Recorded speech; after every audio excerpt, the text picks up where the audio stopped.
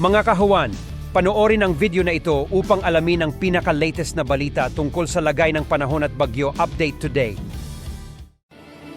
Sa ating latest satellite images, makikita po natin na 3 bagyo ang nasa labas ng Philippine Area of Responsibility. So isa-isahin po natin yan.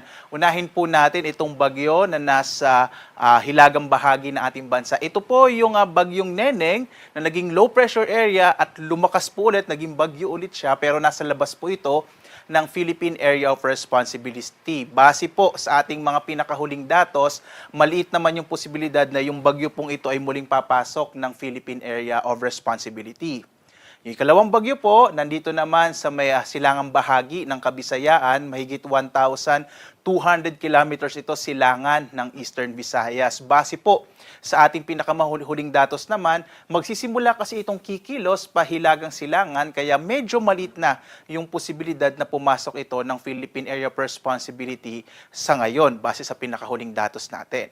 Ang isa pa nating binabantayan, ito namang bagyo na may international name na Sodel. At huling lokasyon nito ay mahigit 2,000 kilometro, silangan Extreme Northern Luzon. Binabantayan natin ito dahil malaki nga yung posibilidad na itong Sodel, yung unang papasok ng Philippine Area of Responsibility, posible po by tomorrow, araw ng Lunes, habang itong bagyo naman na nasa may silangan ng Visayas ay susunod po, posibleng sumunod siya sa bagyong Sodel. So nagkakaroon po sila ngayon ng interaction.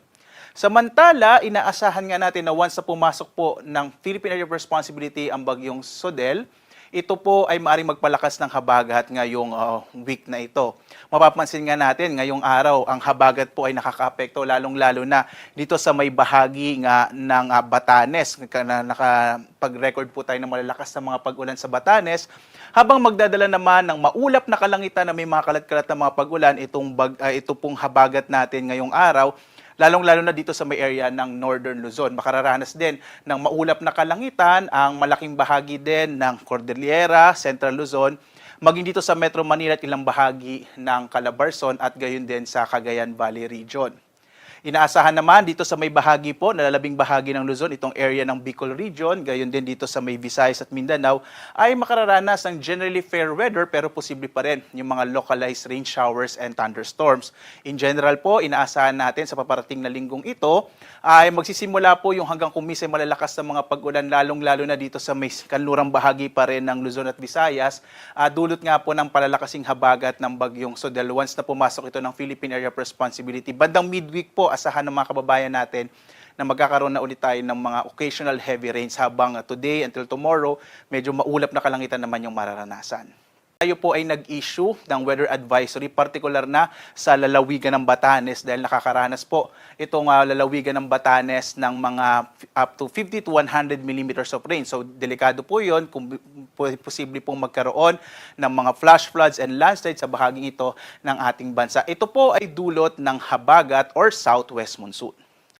Samantala naman, as of 11 p.m. kagabi, tayo po ay nag-issue ng Tropical Cyclone Advisory. Ang Tropical Cyclone Advisory ay isang impormasyon na ini-issue po natin kapag merong bagyo na posibleng pumasok sa loob ng Philippine Area of Responsibility within 5 days. At base nga po sa datos natin, nakita natin na itong bagyong Sodel na ay maaring pumasok ng Philippine Area of Responsibility base po sa ating pagtataya by tomorrow. At once na pumasok po ito ng Philippine Area of Responsibility, papangalanan natin itong OBET. Bagamat nga itong Sodel, base po sa track niya, medyo maliit naman yung posibilidad or almost less likely po na ito ay tumama sa kalupaan ng ating bansa.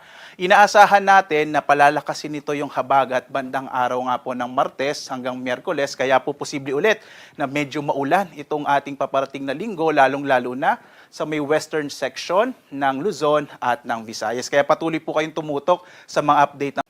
Samantala, sa lagay po ng ating karagatan, wala po tayong naka-issue na gale warning sa anumang bahagi ng ating bansa. Bagamat patuloy na pinabanggit po ng Pag-asa na mag-ingat pa rin yung mga kababayan nating, lalong-lalo na yung mga maglalayag na may mga maliliit na sasakyang pandagat. Mag-ingat po kapag may mga thunderstorms na kung minsan nagpapalakas yan ng alon ng karagatan. Lalong-lalo na po yung mga maliliit na mga bangka, mag-ingat po kayo.